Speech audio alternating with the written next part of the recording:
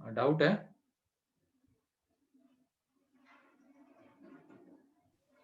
हो गया या नो डाउट है? Sir no.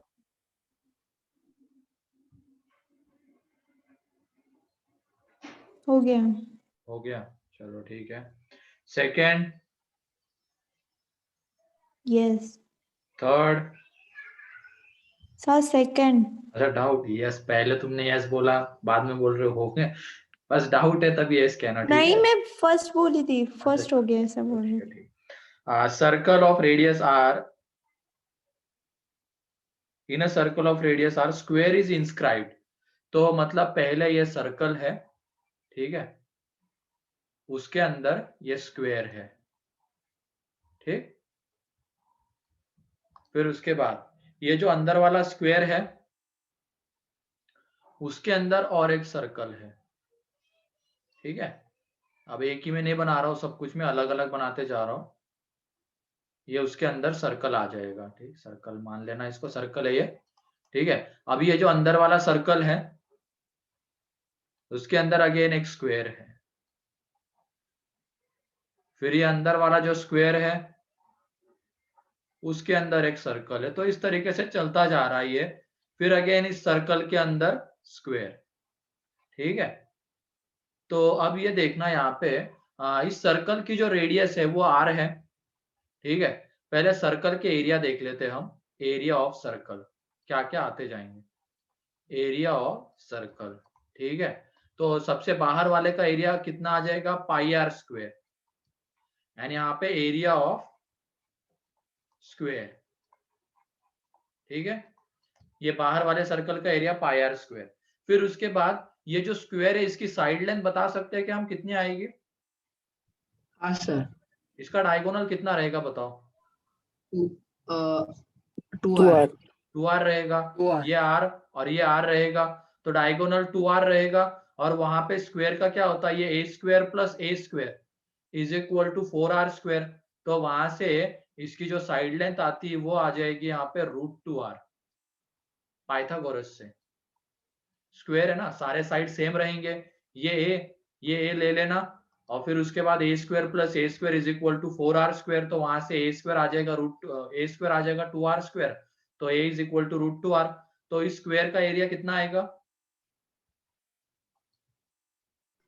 √2r का होल स्क्वायर। 2r स्क्वायर आ 2r। जाएगा, ठीक है। हाँ सर। अब हाँ, ये स्क्वायर है, इसकी साइड लेंथ √2r है, मतलब ये साइड लेंथ √2r है। तो बताओ इस सर्कल की रेडियस कितनी होगी? ये यहाँ पे √2r/2। √2 है, r/√2। तो ये डायमीटर के इक्वल रहेगा सर्कल के, है ना। ये √2r डायमीटर के इक्वल रहेगा, तो इसकी रेडियस कितनी आ जाएगी, √2r/2। तो एरिया कितना आ जाएगा इसका, पाई √2r/2 का स्क्वायर, दैट इज ये कितना हो जाएगा यहाँ पे, पाई आर स्क्वायर बाई 2, ठीक सर है। वो तो डायमीटर है ना? अरे तो डिवाइडेड बाय 2 किया ना रे, ये देखना। हाँ हाँ समझे सर। फिर उसके बाद अब ये जो सर्कल है इसकी रेडियस कितनी आ रही है, r/√2, है ना। रेडियस r/√2 आ रही है, तो इसकी डायमीटर कितनी होगी, √2r, है ना। ये डायमीटर √2r होगी बाहर वाले सर्कल की। अब ये बताओ, ये इसका डायगोनल हो गया, तो इसकी जब हम साइड लेंथ निकालेंगे तो वो r आ जाएगी, r। तो इसका जो एरिया है वो आ जाएगा यहाँ पे r स्क्वायर। अब यहाँ पे ये पूरा का पूरा r है यहाँ पे, इसका मतलब इस सर्कल की डायमीटर r है, तो इसकी जो रेडियस आएगी वो r/2, तो उसका एरिया r/2 का whole square, that is pi are square by 4। फिर उसके बाद इस सर्कल की डायमीटर r है, तो यहाँ पे ये जो निकालेंगे हम, ये आ जाएगा r/√2 साइड लेंथ, तो इसका एरिया आ जाएगा r²/2। तो क्या बनता हुआ दिख रहा है यहाँ पे, pi are square by 2, pi are square GP. By 4, एक जीपी बन रही है। सेम एरिया के स्क्वायर के एरिया में भी एक जीपी बन रही है, 2r²r²r²/2, है ना। तो ये तो बन गया, हमें मिल गया। Find the ratio of limit of sum of areas of all the circles to the limit of sum. अच्छा, मतलब ये जब इंफिनिटी तक ऐसी प्रोसेस हो रही है, स्क्वायर के अंदर सर्कल, सर्कल के अंदर स्क्वायर, मतलब एक इनफाइनाइट जीपी आएगी उनके एरिया का सम, मतलब तो किसका एरिया ऊपर में? सर्कल का। तो सर्कल का एरिया ऊपर में चाहिए तो यह आ जाएगा pi are square by 2 pi are square by 4। तो ये एक इनफाइनाइट जीपी, नीचे में स्क्वायर का एरिया 2r स्क्वायर बाय 2, एक इनफाइनाइट जीपी। ऊपर वाले का सम बताओ कितना है, बोलो जल्दी। Pi are square by 1 minus 1 by 2 pi are square upon 1 minus 1 by 2 1 minus 1 by 2। And नीचे वाले का बताओ, 2r square upon by 1 minus 1 by 2। तो ये जब हमने कैलकुलेट किया तो ये आ गया pi by 2। And pi by 2 की जो अप्रोक्सीमेट वैल्यू होगी तो ये रहती है 1.07। सर पीछे गलत दिया है। Find the ratio of limit of sum. एक मिनट, गलत तो नहीं हो सकता है, कुछ ना कुछ अपन ने गड़बड़ सर की उधर है। तो 0.78 दिया है। हाँ 0.78। तो क्या पाई बाय 4 बन रहा है क्या यहाँ पे? नहीं, पाई बाय 2 ये आंसर आ रहा है ना? हाँ सर मेरा भी यही आ रहा था।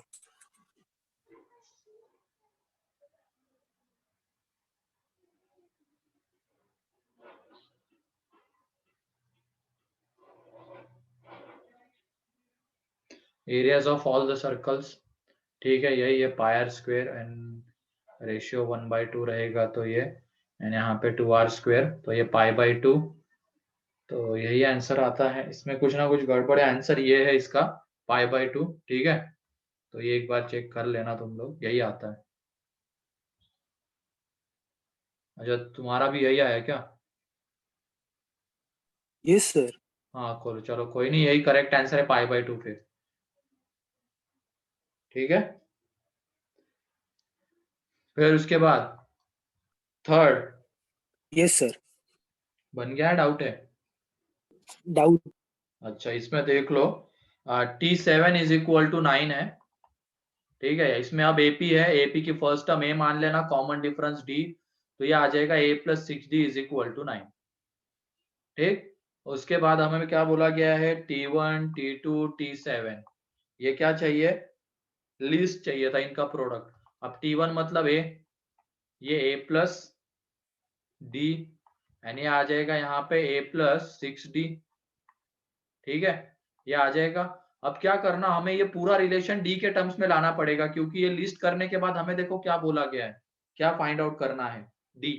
तो इस पूरे को हम डी के टर्म्स में लेके आ जाएंगे, तो एक ही जगह पे पुट कर देंगे यहाँ से 9 - 60, फिर यहाँ पे ये आ जाएगा 9 - 5d। एक ही जगह पे 9 - 6d पुट किया प्लस डी, तो 9 - 5d, और ये आ जाएगा यहाँ पे 9। इनको मल्टीप्लाई करो तो ये आ जाएगा 81 माइनस 45, मतलब ये एक तरीके से 99। सर बहुत लेट दिख रहा है सर।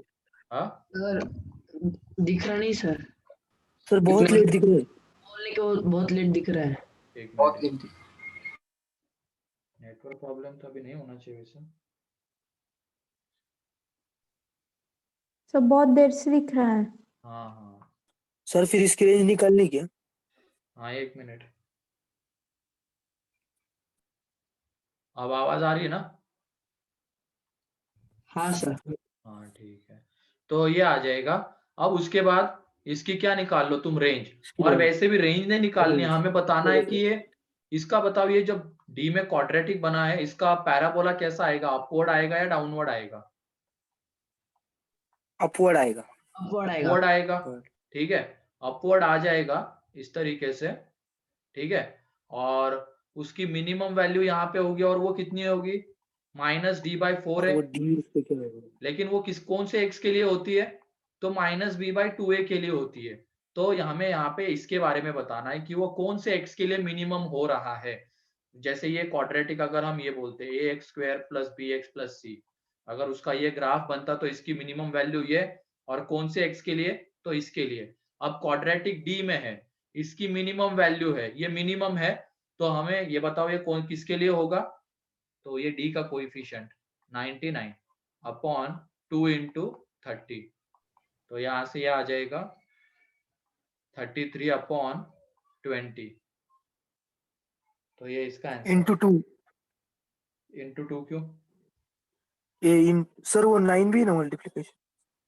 तो 9 डिवाइड हो गया ना ये, हाँ सर समझा। तो 33/20 ये उसका आंसर है, क्योंकि इसकी मिनिमम वैल्यू नहीं पूछी है, लीस्ट कब हो रहा है ये पूछा है, और लीस्ट कब होता है जब यहाँ पे -b/2 है। वैसे ही अगर बोला जाए तो मिनिमा वाला कंसेप्ट लगा सकते हो तुम, हाँ सही है, मिनिमा वाला कंसेप्ट लगा सकते हो। इसको डिफरेंशिएट करो तो ये इस पॉइंट पे d इज इक्वल टू 33/20 पे वो मिनिमा आ जाएगा, ठीक है।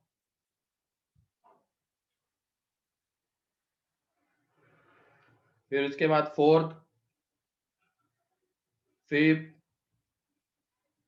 6th 7 सर 6 देख लो यहाँ पे, देख के डर लग रहा है। कहाँ देख के ना डर लग रहा है, बहुत आसान सा क्वेश्चन है सर ये, 4th भी। बहुत आसान क्वेश्चन है, इतना आसान क्वेश्चन नहीं होगा कोई। चलो देखो वहां पे वो ये जो है log x बेस 2, फिर उसके बाद ये देखो 1/2 यहाँ से बाहर आ जाएगा, ये log x बेस 2, यहाँ से 1/4 बाहर आ जाएगा log x बेस 2, अगले में 1/8 बाहर आ जाएगा log x base 2 up to infinity, और इसका सम ये है, यहाँ से log x बेस 2 बाहर, अंदर में बताओ ये क्या बन गया, क्या है ये अंदर में, जीपी जीपी, इनफाइनाइट जीपी, जिसका सम 1/1 - 1/2 इज इक्वल टू 4, तो ये आ जाता है log x base 2 into 2 is equal to 4, that is log x base 2 is equal to 2 आ जाएगा, तो x is equal to 4, x is equal to 4 आ गया। और ये वाला क्वेश्चन तो आगे वाले इसमें x पुट कर देना है पहले, लेकिन उसको सिंप्लीफाई कर लो, ये वैसे FOM1 में हमने देखा हुआ है क्वेश्चन, इसको सिंप्लीफाई करना है तो फैक्टराइज वगैरह करके ये बहुत इजीली सिंप्लीफाई हो जाता है। और ये देख लो x³ + 1 का आइडेंटिटी यूज करेंगे, तो x³ + 1 की जगह पे ये लिख सकते हैं, ठीक है, नीचे में x+1 x² - x+1, फिर उसके बाद log x बेस 2 की वैल्यू कितनी होती है 3, ठीक है, फिर उसके बाद ये x-1 एंड यहाँ पे बेस चेंजिंग थ्योरम लगा देंगे, log 3 base 2 log 4 upon log 3 upon log 2 बन जाएगा, वो log 3 बेस 2, फिर उसके बाद log 4 अपॉन log 3, फिर log 5 upon log 4 and again log 2 upon log 5, तो ये देख लो ये सारी चीजें कैंसल आउट हो रही है, ठीक है, अब ये भी कैंसल आउट हो जाएगा, तो ये 1, यहाँ पे देखो x+2 गया, यहाँ पे ये पूरी चीज कैंसल आउट हो गई, तो यहाँ पे क्या बचता है x+1 + 3x - 3x upon x-1, तो ये भी गया, तो ये x+1 अपॉन x-1, और x कितना है 4, तो 4 + 1 अपॉन 4 - 1 दैट इज 5/3, ठीक है। Yes sir. फिर उसके बाद 7th 8th सर 4th बताओ ना। 4th कैलकुलेटिव है, बस आसान सा क्वेश्चन है, लेकिन कैलकुलेशन है उसमें, ज्यादा कुछ नहीं है। Number of even terms, number of terms in AP is an even, sum of odd terms is 24 and sum of even terms is 30, ठीक है, मतलब इसमें 2n नंबर ऑफ टर्म्स लेके चल लेना, इवन है तो, ठीक है, मतलब ये a+d a+2d a+3d, ये AP आती जाएगी, लास्ट में ये क्या आ जाएगा 2n - 1 into d, ठीक, ये आ जाएगा। अब इसमें क्या बोला गया है, sum of the odd terms, odd terms मतलब जो ऑड प्लेसेस पे आ रहे हैं, ये a+2d a+4d, अब ऐसे ऑड टर्म्स कितने होंगे ऑड प्लेसेस पे आने वाले, हाफ होंगे ना, सम ऑफ द ऑड टर्म्स देख लो यहाँ पे, सम ऑफ द ऑड टर्म्स, तो ये रहेगा यहाँ पे n रहेगा total number of terms, odd places पे आने वाले टर्म्स, टोटल टर्म्स 2n है, उसमें से आधे ऑड प्लेसेस पे और आधे इवन प्लेसेस पे आ रहे होंगे, तो ऑड प्लेसेस पे आने वाले n टर्म्स है, तो उसका सम n/2, इसमें फर्स्ट टर्म क्या है जो ऑड टर्म से बनती है सीरीज, उसका फर्स्ट टर्म ये है ए ए है, ए ए ए उसका कॉमन डिफरेंस कितना है 2D, ठीक है। 2D तो यहाँ पे देख लो एक रिलेशन हमें मिल जाएगा, यहाँ से 2 कॉमन आके cancel out, 24 is equal to n into A plus N minus 1 into D, ये फर्स्ट हो गया। फिर उसके बाद 30 किसका सम है, जो इवन प्लेसेस पे आते हैं, और इवन प्लेसेस पे आने वाले n टर्म्स रहेंगे, उसमें फर्स्ट टर्म अब ये रहेगी a प्लस डी, फिर second term a plus 3d रहेगी, तो ये 2 इंटू ए प्लस डी हो जाएगा, एंड यहाँ पे n माइनस 1 इंटू 2d, ठीक है। तो यहाँ पे ये 30 इज इक्वल टू n, ये 2 कॉमन आके बाहर कैंसल आउट हो जाएगा, तो ये a plus D plus n minus 1 into D, यह आ जाएगा, ये सेकेंड आ गया, ठीक है। अब उसके बाद और एक कंडीशन हमें गिवन है, last term exceeds the first term by 10 by मतलब 10.5, तो यहाँ पे देखो last term exceeds the first term by, ये कितना है 10.5 आ जाएगा। तो ये देख लो यहाँ पे a cancel out, 2n minus 1 into d is equal to ये आ जाएगा 10.5, ठीक। तो ये थर्ड हो गया। तो 3 वेरिएबल 3 इक्वेशन, ये इसमें ए एंड डी, ये 3 वेरिएबल, इसमें भी ए एंड डी 3 वेरिएबल है, और 3 इक्वेशन है, देखो ये फर्स्ट सेकेंड एंड ये थर्ड, तो तीनों को हमें साइमल्टेनियसली सॉल्व करना पड़ेगा, ठीक है। इसको तुम सॉल्व कर लोगे, आंसर मिल जाएगा। और सॉल्व करने का तरीका देख लो इसको कैसा है, इस n को तुम नीचे भेज दो, ठीक है, इस n को नीचे भेज दो, तो ये 24 upon n is equal to आ जाएगा a plus n d minus d, यहाँ पे 30 upon n is equal to आ जाएगा a plus d n d minus d, तो ये डी डी गया, ठीक है। अब ऊपर वाले में से नीचे वाले को माइनस कर दो, ऊपर वाले में से नीचे वाले को माइनस कर दो, तो उससे क्या हो जाएगा, ये ए और एन डी कैंसिल आउट हो जाएगा, बचता है डी, या तो इसमें से इसको माइनस कर दो, ये नीचे वाले में से ऊपर वाले को, तो 30n upon 24 by n is equal to आ जाएगा डी, तो d इज इक्वल टू हो जाएगा यहाँ पे 6/n, तो d की वैल्यू इसमें पुट कर देना, तो हमें किसकी वैल्यू मिलेगी n की, और एक बार n की वैल्यू मिल गई तो d की वैल्यू मिलेगी, और d और n की वैल्यू मिल गई तो a की वैल्यू मिलेगी, तो सब मिल जाएगा, ठीक है।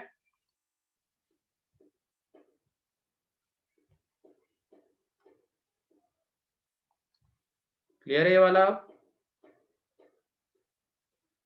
यस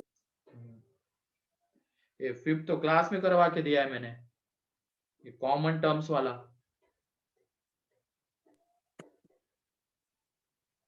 चलो देख लो तब भी फिफ्थ, इसमें वो तो हमें पता चल जाएगा, एक एपी जिसमें फर्स्ट टर्म 1 है, कॉमन डिफरेंस 3 है, दूसरी एपी है जिसमें फर्स्ट टर्म 3 है, कॉमन डिफरेंस 5 है, तीसरी एपी जिसमें फर्स्ट टर्म 5, कॉमन डिफरेंस 7। तो इन तीनों का इंटरसेक्शन लेना है, तो एक एपी बनती है, उसमें जो कॉमन डिफरेंस आ रहा है वो n गिवन है और फर्स्ट टर्म m है, तो n इज इक्वल टू क्या रहेगा यहाँ पे, एलसीएम ऑफ 3, 5, 7, तो ये आ जाता है यहाँ पे 1, कितना आ जाएगा ये 105, तो n इज इक्वल टू 105 आ जाएगा कॉमन डिफरेंस। फिर उसके बाद फर्स्ट टर्म चाहिए, तो फर्स्ट टर्म चाहिए हमें, तो इसकी जनरल टर्म लिख लेते हैं हम यहाँ पे n1 के टर्म्स में, तो ये आ जाएगी 1 n1 माइनस 1 इंटू 3, ठीक है, इसकी कॉमन टर्म आ जाएगी ये जनरल टर्म, तो ये 3n1 माइनस 2, फिर इसकी निकालेंगे 3 plus n2 minus 5 n2 minus 1 into 5, तो ये आ जाएगा 5n2 माइनस 2, एंड ये 5 n3 माइनस 1 इंटू 7, तो ये आ जाएगी 7 n3 माइनस 2, तो ये तीनों इक्वल होने चाहिए, ठीक है। मतलब अब हमें फर्स्ट कॉमन टर्म की बात करनी है, तो कॉमन टर्म मतलब इनके जनरल टर्म को हम इक्वेट कर देंगे और देखेंगे कि कौन से n1 n2 n3 के लिए ये तीनों इक्वल आते हैं, तो इसके लिए क्या हो जाएगा 3n1 minus 2, 5n2 minus 2 and 7n3 minus 2, तो 2 2 गया, 3n1 5n2 7n3। तो इस तरीके का क्वेश्चन सॉल्व करना बहुत आसान होता है, इसको लैम्डा के इक्वल ले लो, तो यहाँ पे देख लो n1 इज इक्वल टू आ जाएगा lambda by 3, n2 is equal to आ जाएगा lambda by 5 and n3 is equal to आ जाएगा लैम्डा बाई 7। अब हमें लैम्डा इस तरीके से सेलेक्ट करना है, ये n1 n2 n3 तीनों के तीनों नेचुरल नंबर आए तो सबसे छोटा लैम्डा होता है 105।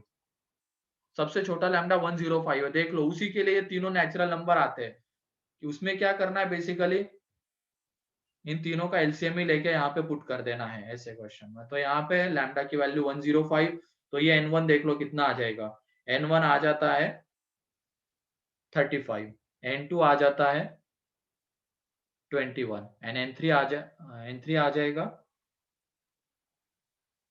कितना आ जाएगा, n3 15 आ जाएगा। तो वो फर्स्ट टर्म देख लो कौन सी है, तो इसकी जगह पे क्या पुट कर देना, 35 माइनस 2, तो ये हो जाएगा यहाँ पे 105 माइनस 2 दैट इज 103। तो m की वैल्यू कितनी हो गई यहाँ पे 103। ठीक है, अब इन दोनों के बीच का डिफरेंस पूछा है, वैसे क्लास में ही करवा के दिया है मैंने क्वेश्चन। सर आपने वो थोड़ा अलग बताया तो वैसे किया तो भी चलेगा। हाँ वैसे भी, लेकिन इसमें डायरेक्टली हो जाएगा, वो अलग चीज बनती थी वहां पे। ठीक है, फिर उसके बाद 7th 8th 9th 10th 11 sir 12 कौन सा 10th 10th A1 A2 A3 A2n minus 1 A2n B, ये किसमें है यहाँ पे, AP में है। तो तुम बताओ AP में है तो AP की property sum of the terms equidistance from the beginning and end is equal to sum of first and last term होता है। इसका मतलब ये A plus B is equal to क्या हो जाएगा, A1 plus A2n, A2 plus A2n minus 1, फिर उसके बाद A3 प्लस A2n माइनस 2, इस तरीके से आता जाएगा। ठीक है, फिर उसके बाद ये A G1 G2 G3 G2n minus 1 and G2n B, ये यहाँ पे GP में है। ठीक है, तो GP की प्रॉपर्टी क्या होती है, इसमें प्रोडक्ट होता है, तो A into B is equal to G1 into G2n is equal to G2 into G2n minus 1, इस तरीके से आता जाएगा। तो वहां पे वो जितनी भी चीजें लिखी हुई है ऊपर में न्यूमरेटर में हर जगह पे क्या आ जाएगा, A plus B, and denominator में आ जाएगा AB, देख लो प्लस। ठीक है, आगे में क्या गिवन है, A2 प्लस A2n माइनस 1, तो उसको हम A प्लस बी लिख सकते हैं अपॉन में AB। तो इस तरीके से ये चलता जाएगा और ये A plus B upon AB, तो ये n टाइम्स आ जाता है क्योंकि A1 से AN तक जा रहे हैं। वहां पे फर्स्ट टर्म देख लो, A1 plus A2n, A2 plus A2n minus 1, ऐसे ही AN प्लस AN प्लस 1, तो वो n टाइम्स आएगा A plus B into AB, तो ये सम ये आ जाएगा। ठीक है, फिर उसके बाद अब A एंड B का हार्मोनिक मीन हम निकाल लेते हैं। A एंड B का हार्मोनिक मीन, तो वो आ जाता है यहाँ पे H is equal to 2AB upon A plus B. तो यहाँ पे देख लो A plus B upon AB, ये आ जाता है 2 by H. A plus B upon AB ये आ जाएगा 2 बाई एच आ जाएगा। अब हमें क्या चाहिए था, n into A plus B upon AB चाहिए, तो इसको 2n अपॉन एच आ जाएगा ये। ठीक है, अब इसको इक्वल टू क्या कर देना है, ये kn अपॉन ये कर दिया है 20h, तो h गया n गया, तो k इज इक्वल टू आ जाता है 40। क्लियर है, हमें ये चीज सम तो ये आ गया। ठीक है, अब हार्मोनिक मीन के टर्म्स में भी कुछ बात करनी थी, वहां पे h हार्मोनिक मीन है, तो हार्मोनिक मीन हमने निकाल लिया। हमें किसकी जरूरत थी, n into A B, A plus B upon A B की जरूरत थी, तो हमने यहाँ से हार्मोनिक मीन से a plus B upon A b निकाल लिया h के टर्म्स में, और इंटू n कर दिया, तो ये आ गया। और हमें सम गिवन था, सम ये गिवन है, मतलब ये दोनों इक्वल, तो यहाँ से k आ जाता है। 11 12 13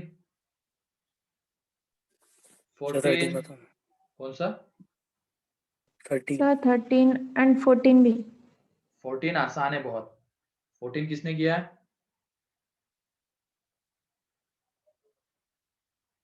कितनों ने किया 14? सर मैंने किया। क्या लगाना है उसमें बताओ जल्दी। AMHM। बस खत्म हो गई कहानी, AMHM लगा देना है। Okay sir. इसमें s is equal to 1 square minus 2 square upon 5 plus 3 square upon 5 square minus 4 square upon 5 सर क्यूब। आवाज अटक रही है। एक मिनट, खत्म ही होने को आ गया है वैसे, ये चेक कर लो थोड़ा सा। आ रही है क्या अब? सर बता दो फटाफट। हाँ भाई, अब आ अभी रही है क्लियर क्या है सर? बताओ? हाँ सर। हाँ हाँ ठीक। सर। यहाँ पे देखो ये गिवन है, अप टू ये कहाँ जा रहा है? इन्फिनिटी तक जा रहा है, तो कोई दिक्कत नहीं है, इन्फिनिटी तक जा रहे हैं। इसमें देखो अब, ये अभी तो एजीपी नहीं है, लेकिन इसमें एक जीपी आती है क्या? जीपी आती है क्या यहाँ पे? बताओ। हाँ सर। कॉमन है, उसका रेशियो क्या रहेगा? 1/5। 1/5। तो इससे मल्टीप्लाई कर देंगे दोनों तरफ और एक टर्म शिफ्ट करके लिखेंगे, तो इसके नीचे आ जाएगा 1 स्क्वायर बाय 5, इसके नीचे आ जाएगा माइनस 2 स्क्वायर बाय 5 स्क्वायर, इसके नीचे आ जाएगा प्लस 3 स्क्वायर बाय 5 क्यूब, और ऐसे इन्फिनिटी तक चलता जाएगा। और मैंने बताया था अगर अल्टरनेट प्लस माइनस आते तो उसमें हम करते हैं ऐड, सब्ट्रैक्ट करने की बजाय हम करते हैं ऐड। तो ये देख लो यहाँ पे ऐड करने के बाद ये कितना आ जाएगा? 6/5 into S plus S by 5 करेंगे।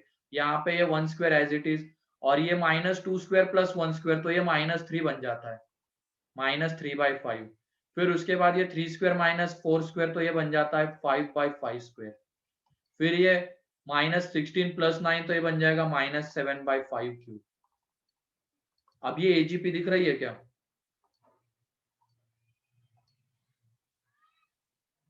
बताओ। हाँ सर। Yes sir. 1 3 5 7, ये एपी में 1/5 की पावर 0, 1/5, 1/5 स्क्वायर, 1/5 क्यूब जीपी में। तो अब इसमें अगेन वो एजीपी वाला कंसेप्ट, इसमें क्या करेंगे? कॉमन रेशियो ऑफ जीपी का 1/5 है, इसको 1/5 से मल्टीप्लाई कर देंगे तो ये आ जाएगा 6x/25, और एक टर्म शिफ्ट करके लिखेंगे, यहाँ पे 1/5, यहाँ पे -3/5 स्क्वायर, यहाँ पे प्लस 5/5 क्यूब। तो इस तरीके से आगे चलते जाएंगे और इनको हम ऐड करेंगे। तो अब देख लो ऐड करने के बाद क्या आ जाएगा? इधर तो 6/5 प्लस 6/25 इंटू एस, ये बचा रहेगा, इधर 1 एज इट इज नीचे आ जाएगा, ये 1 वाला एज इट इज नीचे चला गया, इन दोनों का एडिशन, ये आ जाएगा -2/5। ठीक है, फिर इन दोनों का एडिशन बताओ कितना आएगा? ये वाला 2/5 का स्क्वायर। 2/5 स्क्वायर, फिर अगले वाले का आ जाएगा -2/5 क्यूब। तो इस तरीके से आगे इंफिनिटी तक चले जाएंगे। तो इस फर्स्ट टर्म को छोड़ दो, तो बाकी सारे टर्म्स क्या जीपी में है क्या?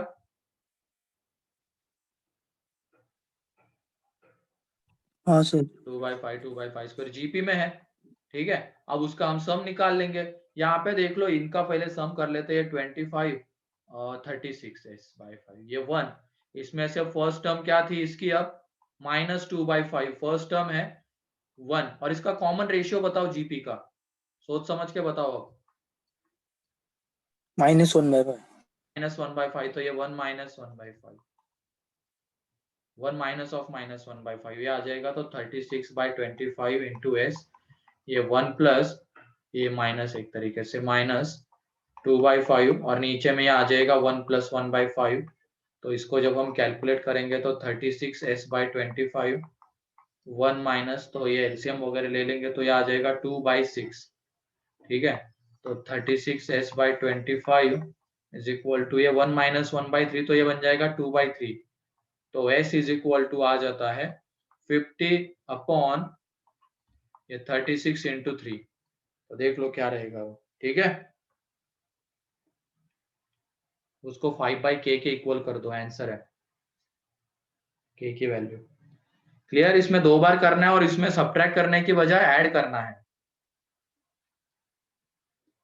14 हो जाएगा, 15, 16, यस सर। 17, 16। 16 आसान है बहुत। S1 क्या रहेगा? n × n + 1/2, S2 क्या रहेगा n into N plus one into two N plus one upon six, and S3 क्या रहेगा n into N plus one upon two का स्क्वायर। मतलब ये है S1 mean summation of n है n into N plus one upon two. S2 मतलब है summation of n square n into N plus one into two N plus one upon six, and S3 मतलब है summation of n cube. ये आ जाएगा यहाँ पे n into N plus one upon three two का स्क्वायर। तो उसमें पुट कर दो, कैलकुलेट कर लो, आ जाएगा।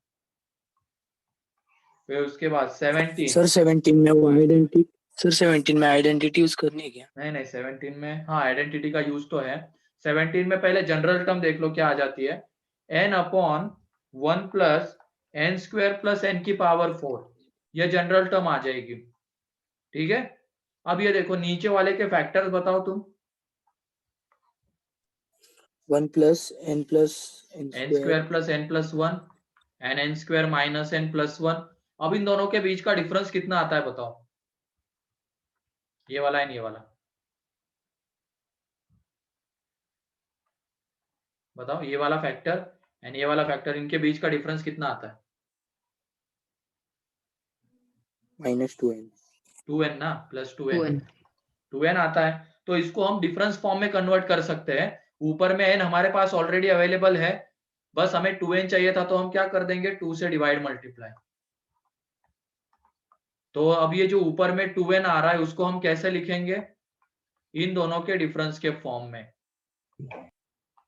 ये देख लो 1/2 समेशन ये n square plus N plus one minus N square minus N plus one, और डिवाइड में ये n square plus N plus one and N square minus N plus one. अब ये डिफरेंस फॉर्म में कन्वर्ट हो गया। देख लो समेशन में क्या है अंदर में, N square minus N plus one minus one upon N square plus N plus one. अब इसमें वैल्यूज पुट करते जाओ तुम, एन की वैल्यूज मिलती जाएगी और अल्टरनेट टर्म्स कटते हुए चले जाएंगे तो आंसर मिलेगा। ठीक है, फैक्टराइजेशन कैसे समझ में आएगा, अब वो तो है आइडेंटिटी हमने देखी हुई है, FOM 1 में ही ऐसी आइडेंटिटी देखी है ना हमने, a की पावर 4 प्लस ए स्क्वायर प्लस वन। ऐसे जनरली जो क्वेश्चंस होते हैं ना उसको डिफरेंस फॉर्म में कन्वर्ट करना होता है। डिफरेंस फॉर्म में कन्वर्ट करने के लिए नीचे एटलीस्ट दो फैक्टर्स तो चाहिए। एक से कैसे डिफरेंस फॉर्म में कन्वर्ट करोगे, नीचे एटलीस्ट दो फैक्टर्स तो चाहिए, फिर इन दोनों का डिफरेंस ऊपर में लाने की कोशिश करनी है, और वो एक बार आ गया तो फिर उस ऊपर वाले को क्या लिखेंगे हम, नीचे वाले दोनों के डिफरेंस के फॉर्म में। सर आवाज बहुत अटक रही है। अरे ये प्रॉब्लम क्या है आज। ठीक है, वैसे भी ये खत्म हो गया, लास्ट क्वेश्चन ही था इसका।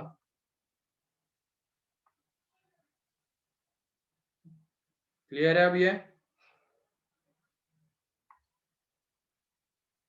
Yes sir. हाँ ठीक है, तो चलो बाकी का हम कल करेंगे, मतलब नेक्स्ट लेक्चर में डीसी में, तो कंप्लीट करके रख लेना उसको। ठीक, और कल के लेक्चर के लिए ट्रिग्नोमेट्री का एक्सरसाइज 1 कंप्लीट करके रखना। सर सर आप क्या क्या आवाज अटक रही है, सुन रहे हो अभी क्या बोल रहे हो? क्या बोल रहे हो? मैं ये कह रहा हूँ कल के लेक्चर के लिए ट्रिग्नोमेट्री का एक्सरसाइज 1 कंप्लीट करके रखना, कल डिस्कस करने वाला हूँ। Okay sir. अब आ रही थी ना आवाज? हाँ सर। चलो ठीक है, तो ये इतना ही सर, बोला था दूसरा मैंने आंसर आज डिस्कस डिस्कस होगा करने क्या? के लिए, तो इतना हो गया। बाकी का नेक्स्ट इसमें कुछ पूछना है किसी को?